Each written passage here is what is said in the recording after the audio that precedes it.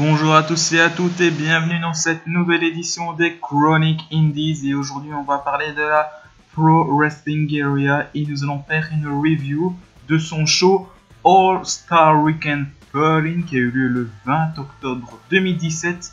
Et oui, c'est avec quelques mois de retard que je vous fais cette review.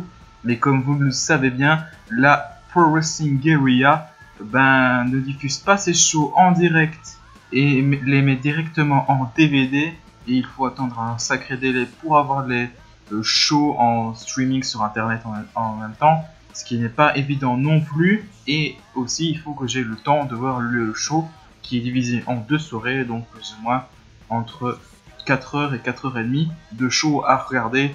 C'est pour ça que la review a un peu pris de temps. Mais passons tout ça, je vous parle de cette première soirée du All-Star Weekend comme je vous ai dit, elle s'est déroulée en deux soirées, le 20 et 21 octobre 2017, toujours à Reseda en Californie, aux États-Unis bien sûr. Et on va commencer le show avec le premier match de la première nuit, qui opposait Brian Cage face à Flash Morgan Webster dans l'opener de la soirée, match remporté par Flash Morgan Webster. Qu'est-ce que je peux dire? C'est un bon petit match, un petit opener, on va dire comme ça, un petit opener pour commencer le show. Ce qui est étonnant, c'est que Flash Morgan Webster remporte ce match après avoir quand même fait dominer par Brian Cage, qui est quand même montré comme un sacré gabarit et surpuissant face à Webster, qui est plutôt un cruiserweight, un poids moyen si vous voulez, dans le circuit indépendant. Et voilà, face à Brian Cage qui est quand même un super heavyweight, c'est vraiment la différence de gabarit, ça fait très vite voir, et la différence de force aussi. Et c'est une très belle victoire de Flash Morgan Webster, mais dans un match, voilà, je ne sais pas, c'est très faible, je dirais pas faiblard, mais pas exceptionnel. J'ai mis une note de 6,5 sur 10 dans ce match, même si j'aurais aimé mieux pour la suite, pour ce match. Mais comme c'est quand même deux lutteurs assez différents, je me dis que l'alchimie, voilà, ils ont fait ce qu'ils pouvaient et j'ai mis 6,5. Ils pouvaient faire mieux, je sais pas, mais voilà, ils ont fait un match qui est correct. Il n'y a pas eu de botch, mais je me suis dit, je ne suis pas rentré dedans, et voilà, c'est ça le problème. Mais comme quoi, mais j'aime bien Flash Morgan Webster qui prend de l'importance dans le circuit indépendant et surtout en Angleterre à la Progress Wrestling. Mais ça, nous parlerons de ça bientôt dans une prochaine review peut-être, si j'en ai l'occasion. Et on enchaîne avec le match que posera Mark Askin face à Adam Brooks, l'Australien, qui faisait ses débuts à ce moment-là à la Pro Wrestling Area. Match remporté par Mark Askin dans un match assez correct, on va pas se le cacher. Des jolis moves, des jolis matchs, des jolis moves et un match assez solide.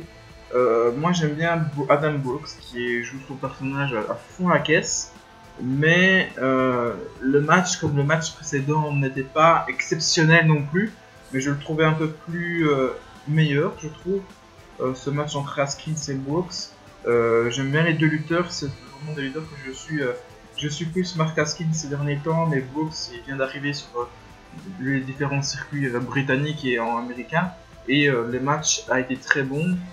C'est vrai que j'aurais aimé qu'Adam Brooks gagne ce match, même si voilà, il ne les mérite pas, et je pense qu'il y aura pour lui un meilleur avenir dans le circuit indépendant. Il s'exporte de son vieux continent australien assez isolé sur la scène internationale, et bien voilà, se montrer à la Pro Wrestling Area, une belle vitrine. Moi j'ai beaucoup apprécié Adam Brooks.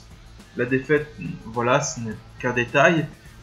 Le match était très solide, mais voilà, c'est un bon petit match correct, hein. Il y a pas c'est pas exceptionnel. C'est pour ça que j'ai mis 7 sur 10, c'est pas exceptionnel, mais j'en demandais pas plus. J'étais content, c'était un match deuxième sur la carte, je me dis ouais, allez, pourquoi pas. Mais il n'y a vraiment pas de problème, j'ai bien aimé ce match, mais voilà, je peux pas dire que ça m'emballe très emballé, mais je trouve que regarder ce match c'est pas une honte, et c'est très correct, même s'il y a eu beaucoup plus il y a eu pire, mais aussi beaucoup plus de matchs meilleurs que celui-ci. Mais voilà, une belle victoire de Mark Harkin sur Brooks. Les fans présents à l'époque étaient très emballés de la venue d'Adam Brooks aussi. Comme quoi. Et on enchaîne avec le troisième match de la soirée qui était un match entre Joey Janela et Trevor Lee. On va pas se le cacher, c'est pas le match qui m'a le plus, emballé de cette soirée. Ce match était remporté par Joey Janela. Et voilà, je suis assez d'accord avec beaucoup de forums sur internet, c'est pas le match le plus dingue de la soirée. J'aurais aimé beaucoup plus, j'aurais aimé plus qu'un simple roll-up aussi. Et j'ai noté aussi que c'était peu mieux faire parce que je trouve que Trevor Lee, qui est un très bon lutteur, un très bon heel, et Joey Janela, je commence à le connaître un petit peu, c'est pas un problème.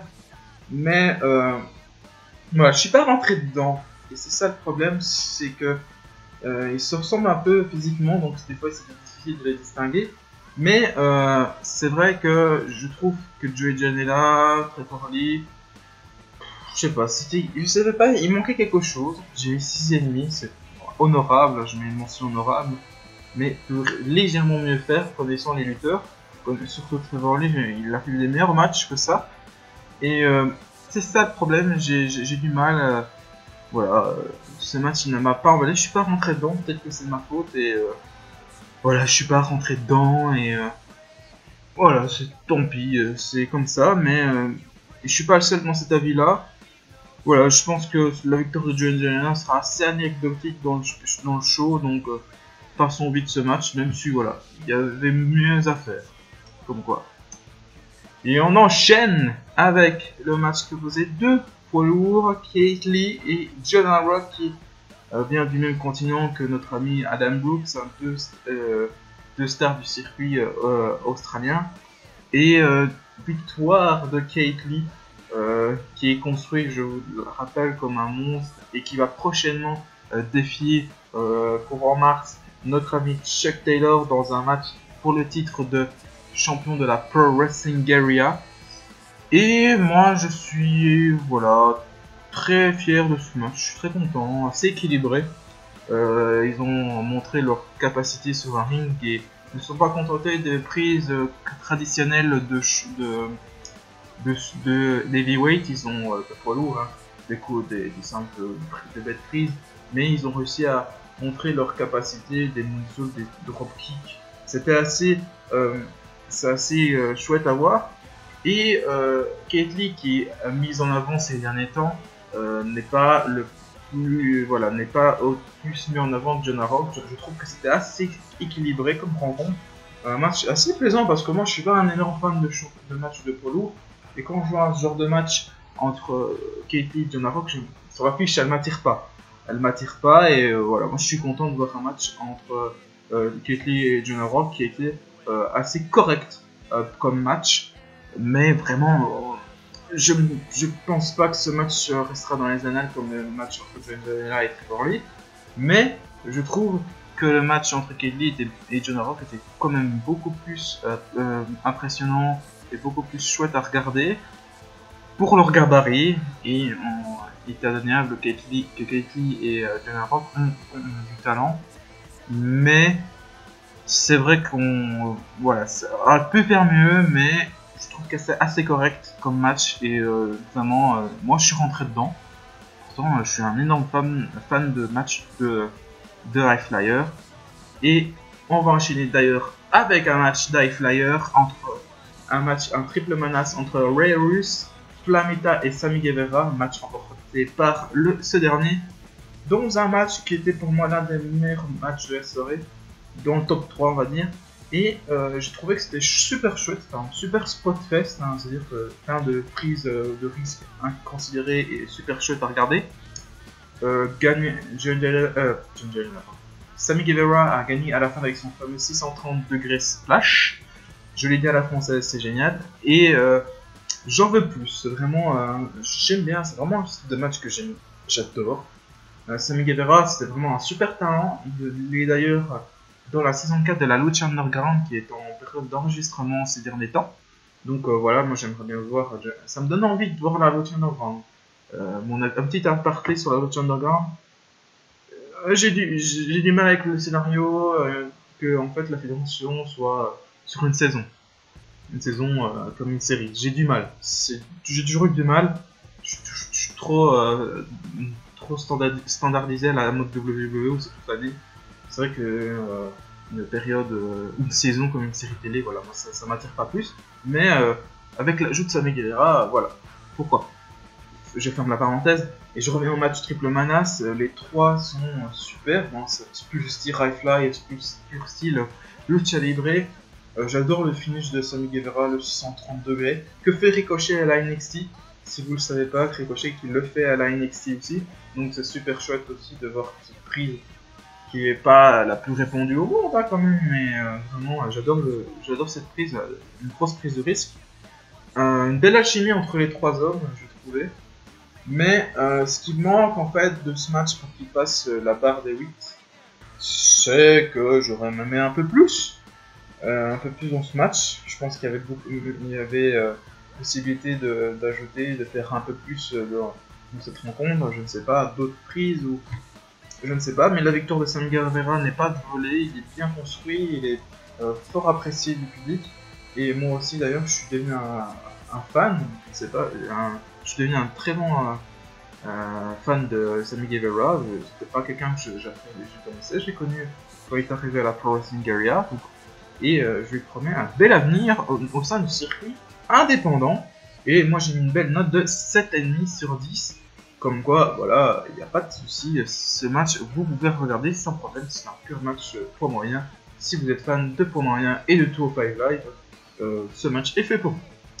Et on va enchaîner avec un autre match opposant High Flyer et Heavyweight, Super Heavyweight. En effet, à l'époque, Ricochet n'était pas encore la WWE, évidemment c'était au mois d'octobre. Et Ricochet affrontait Walter, l'Autrichien.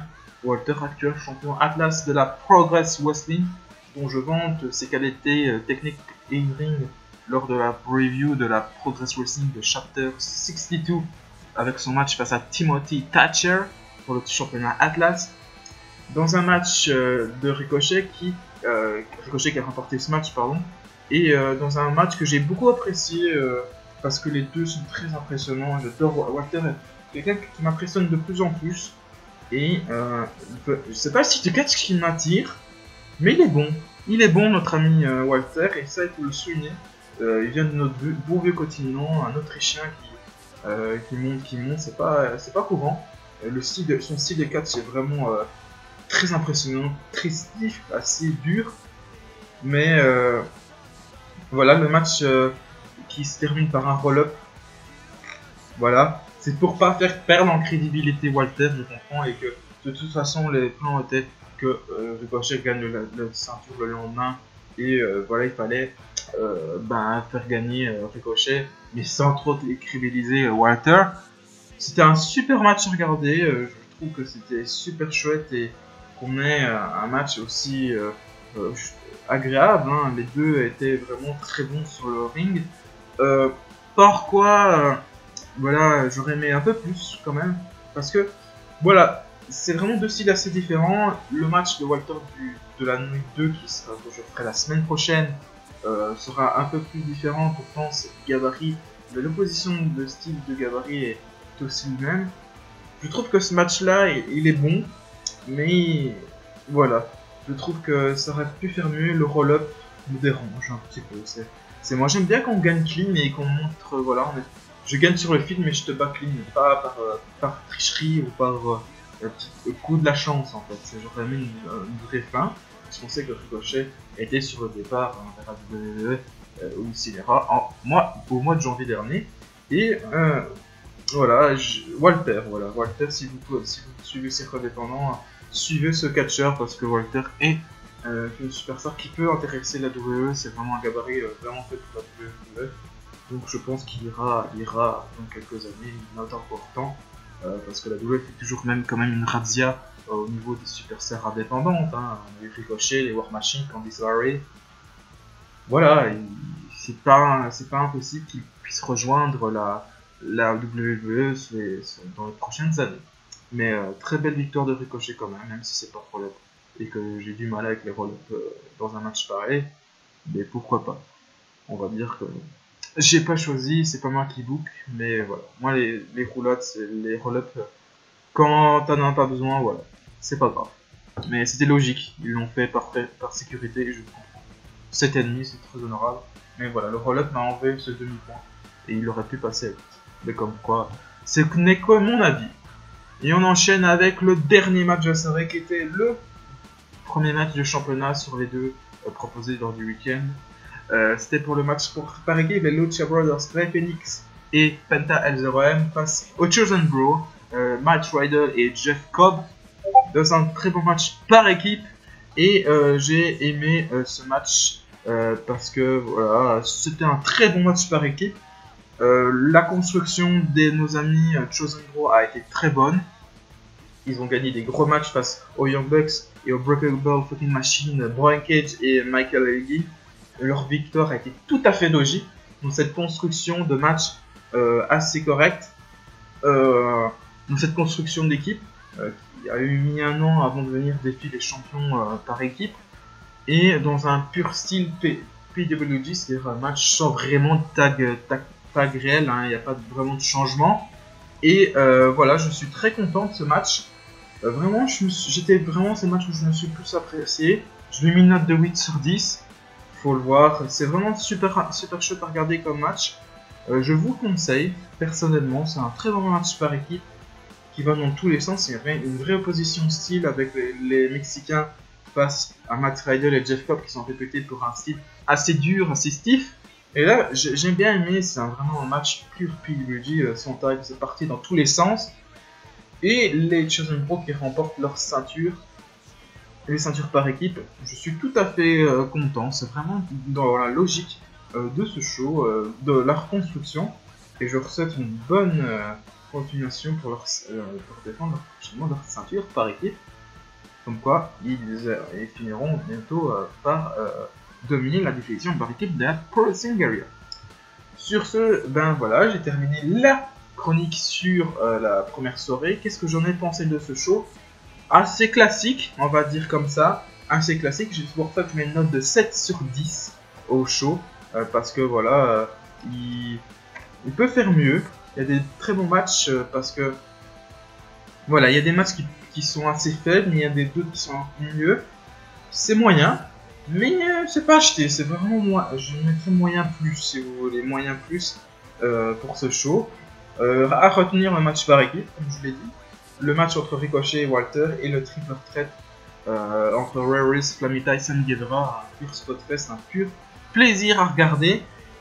Sur ce, ben, je vous souhaite une bonne semaine et à la semaine prochaine pour la deuxième soirée. Et sur ce, n'oubliez pas les enfants, vive le catch!